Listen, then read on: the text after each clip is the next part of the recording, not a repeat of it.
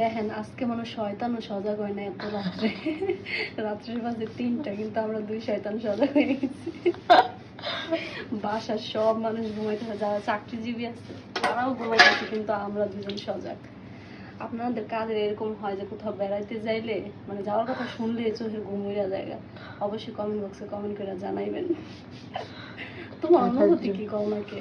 আমার অনুভূতি অনেক সুন্দর যে আমার সতীন, আমি অসুস্থ দেখেন আমার সতীন, আমি অসুস্থ, আমি অনেক কাশতেছি, পরে ওই সজাগ পেয়ে গেছে, কিন্তু আমার জামাই পায় নাই। ওর কাছে কিন্তু আজকে আমার জামাই শুয়েছে, কিন্তু আমার জামাই পায় নাই।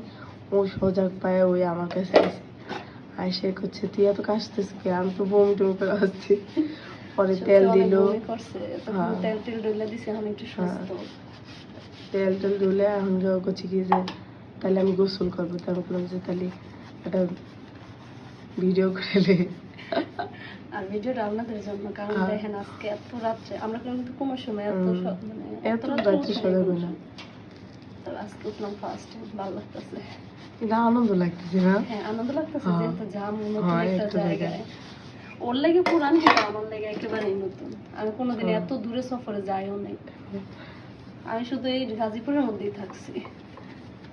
কিন্তু অনেক মজা হবে সত্যিকার। ইনশাআল্লাহ সবকিছু আপনাদের সাথে শেয়ার করব, যে আমরা ওইখানে যাই কি কি আনন্দ করি, কি খাই, কোথায় যাই, সবকিছু।